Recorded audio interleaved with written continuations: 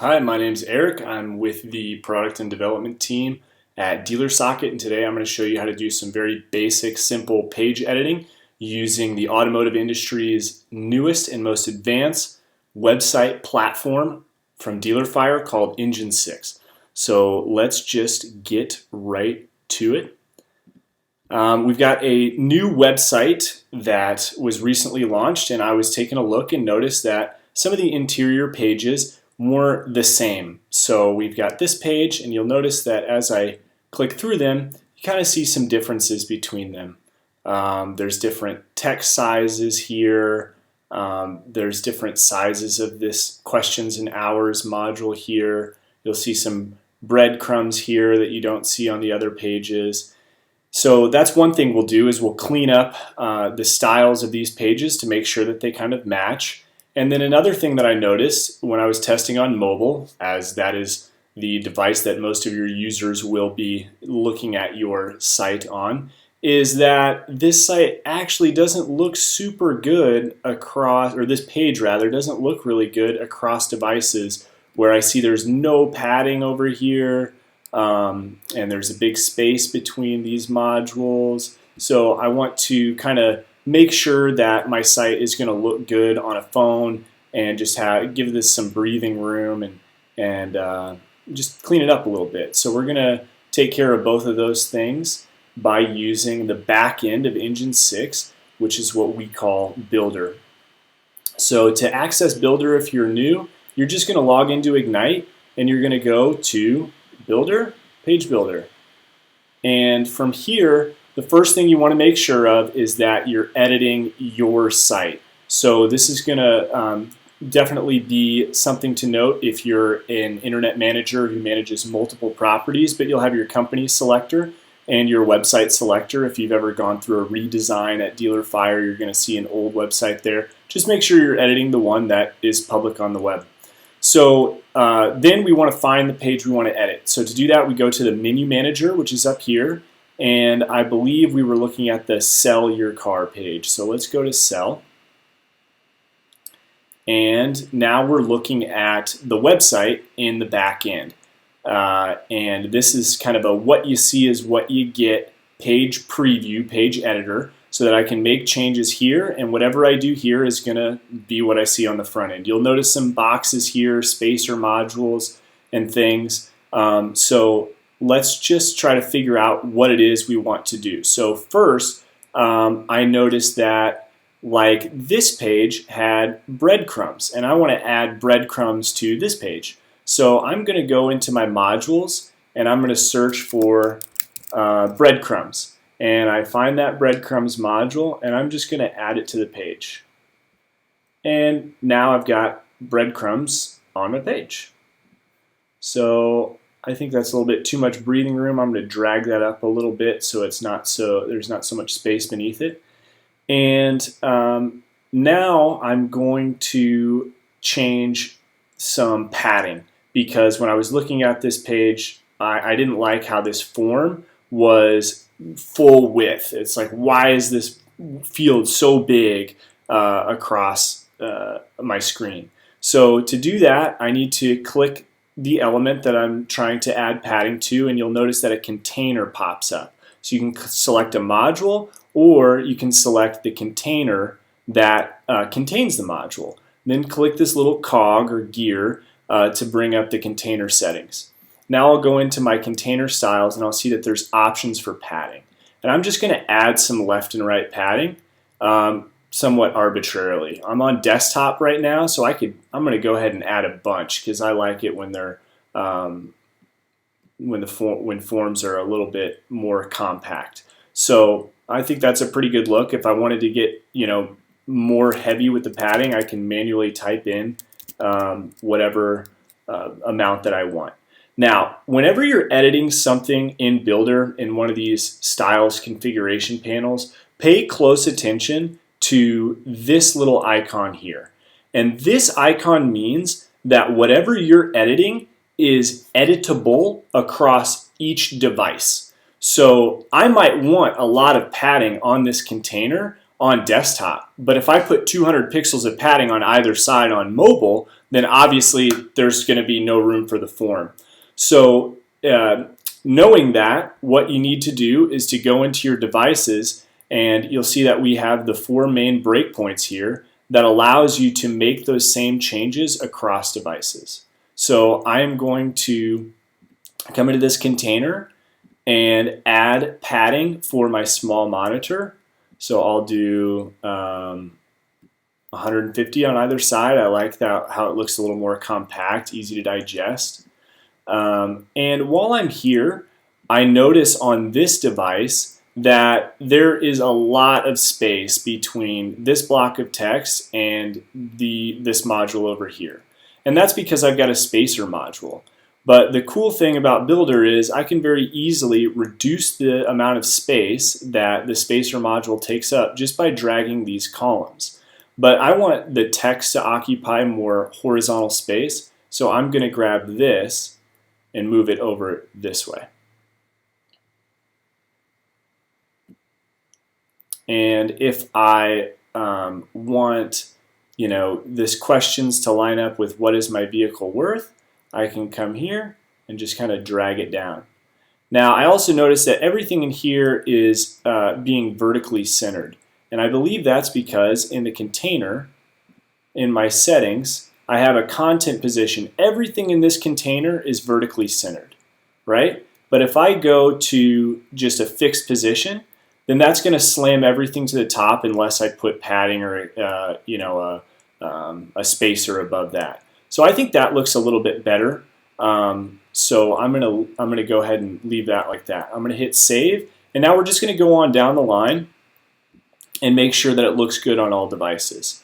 So here you can see I have my contact form. So I need to I need to access the container and add that padding to the left and right. So I'll try to do about 100 on either side.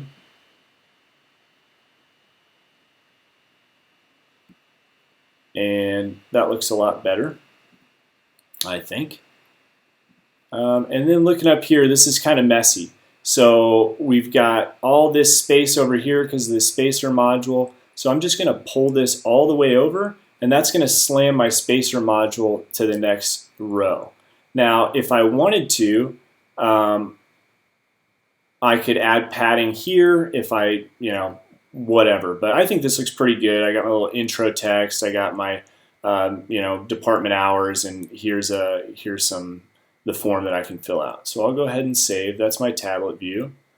And then I'm going to go to mobile. And this is where I'm really seeing some space that I don't like or lack thereof. The first is I notice my breadcrumbs module is too tall, so I'm going to shrink that up a little bit. I think there's too much space here, and shrink that up a little bit. But I'm going to grab this container, access the styles, and just throw in a little padding. To the left, we'll do, say, 24 and 24. And that looks a little better. Maybe I don't want as much, so I can shrink that down. It's just whatever you like, but whatever you think is readable and accessible. I didn't like how that was breaking to a third line, so I'll leave it like that. Now let's come down to this other container that holds the form, and we will get into this container. Close out the other one. And I'm going to do the same thing and just add a little padding. Do 15 and 15. And I think that looks a lot better. So just like that, we have really improved the look of the site. So let's go back to desktop, take one more glance, looks pretty good. And I think I'll make one more change, and that is I'm going to add some text that says, fill out this form, or just some sort of direction that lets them know that if my user fills out this form, they will be contacted soon with an appraisal estimate of their vehicle. So I'm going to go into my module search, and I'm going to look for the paragraph module and just drag that into the same container. And then I will center up this text. I'll go to, let's do an H2, and I'll say, you know, fill out this form to receive a trade appraisal. Boom.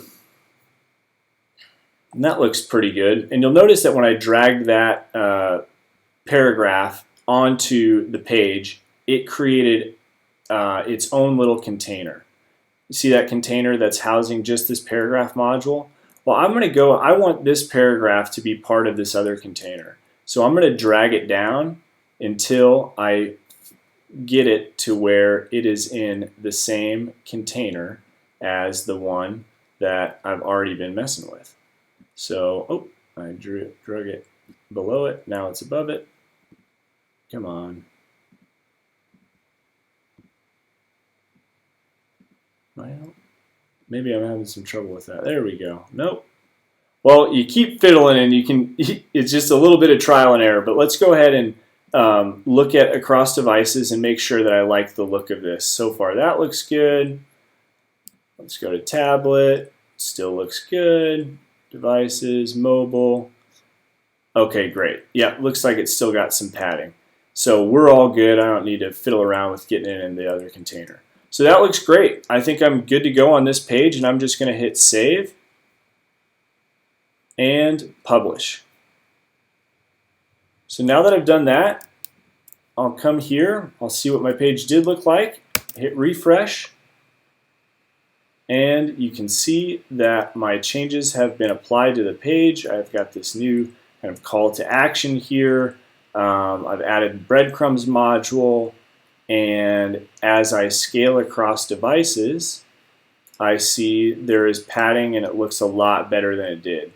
Another way that you can really do some testing is obviously look at it on your phone. But another handy tool, in most browsers you can hit inspect, and you're going to be able to click this little button here. And then you can select which device you want to preview your site on. So obviously, again, most of your users are going to be coming from mobile, so it's good to ensure that you are looking at what your customers are looking at. So that took care of some page cleanup. But remember, I saw that if I get out of this inspector, I saw that I liked this, text versus this text. It looked a little small, and this needed a breadcrumbs module.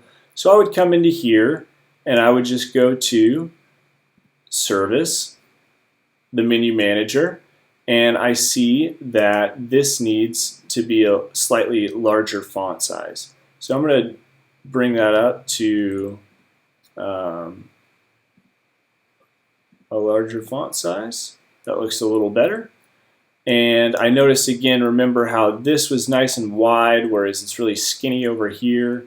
So I'm going to come in here, I'm just going to adjust that column size so that it has a little more room over there and kind of fits with the other page.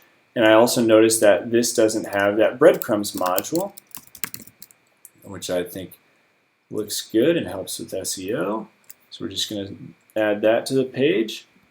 And then just as I did before, I would go through each device and make sure that it looks how I want it to across each device and make those tiny little updates until I've got it pixel perfect, and I'd publish those changes and I would see them on the front end. So let's do a quick refresh and we'll see that already my page looks better with a breadcrumbs module, larger text, and a slightly larger questions module. And it looks a little more similar to the other page that I'm used to. So the last thing I'll show, without going through and doing all the minutia of adjusting padding across all devices for each page, is letting you know kind of a shortcut to where if you create this page or you like this page and you want to create a very similar page that inherits all the same container paddings and all the little details that you made with your spacers, what you can do is just create a page template from the page that you've already created. So I can go here and say either duplicate page, Or if I know I'm going to use the same page structure again and again, I can save this as a template. And I can name it, basic content page. And I can adjust the visibility if you have multiple users in your company that are accessing and editing your site. You can do it for everyone in your company. That will make the page template accessible across websites. So if you have 2 websites in one company, you can also do that. And then here's a couple options that you don't have, but I do. And that is to make it global. So the last thing that I would recommend with your page templates is to upload a thumbnail. We've put the ideal pixel dimensions here, but without creating one of those in Photoshop real quick, I would just tell you to go ahead and upload an image. It's just going to bring up your standard file browser, and once you do that, you can hit create. Now the template was created, and you'll notice that when I go to add page and I go to my templates, you'll see that basic content page there. And the other good thing about the template gallery is if I hit edit, I can upload the thumbnail or change the name right from here if you didn't upload the thumbnail the first time.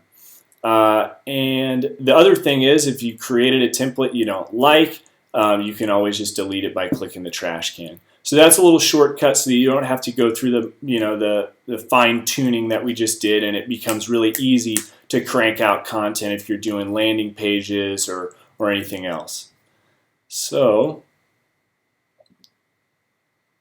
I hope that was helpful. We'll of course look at how to do a lot more, but for now I hope that gives you an idea of how you can just easily polish up your pages and really, most importantly, make sure that your page content looks good on all devices, especially mobile.